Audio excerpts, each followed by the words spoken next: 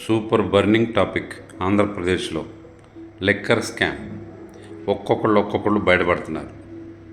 ఎవరేం చేశారో మొత్తం చిట్టా ఉంది. ఎవరేం చేశారో వాళ్ళే చెప్పుకున్న చిట్టా కూడా ఉంది.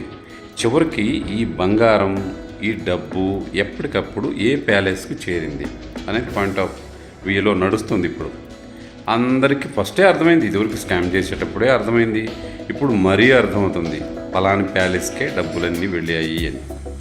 కానీ ఆ కలుగులో నుంచి వచ్చిన వ్యక్తి ఏదేదో మాట్లాడుతూ ఉన్నాడు. అది ఎందుకు కట్టారు, అసెంబ్లీ టెంపరీ ఎందుకు కట్టారు, అది హైకోర్టు టెంపరీ ఎందుకు కట్టారంటారు. ఆయన అప్పుడు చెప్పారు, చంద్రబాబు నాయుడు గారు కట్టేటప్పుడు టెంపరీ అని కట్టినా కూడా ఇది తర్వాత ప్రభుత్వ భవనాల కింద మనం ఉపయోగించుకుంటాం అని కూడా చెప్పారు.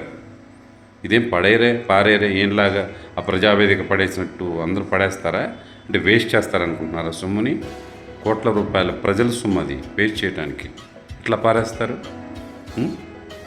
పారేస్తారనుకున్నారు. ఏం కాదు, ఇవన్నీ మళ్ళీ గవర్నమెంట్ ప్రభుత్వ ఆఫీసులకి వాడే విధానంలోనే ఉన్నారు.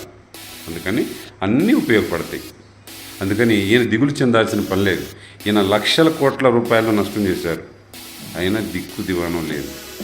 ఉన్నదాన్ని సక్రంగా ఉపయోగించే చంద్రబాబు నాయుడిని విమర్శించడం చాలా విడ్డూరంగా ఉంది. ఇప్పుడు ఏది లిక్కర్ స్కామ్ తర్వాత బయటపడిన తర్వాత, అసలు విషయం బయటకు వచ్చిన తర్వాత చూద్దాం ఎంతమంది జైల్లోకి వెళ్తారు, ఎవరెవరు వెళ్తారు, ఎన్ని సంవత్సరాలు ఈ స్కామ్ కింద జైల్లో ఉంటారు, అది అందరూ చూడబోతున్నాం.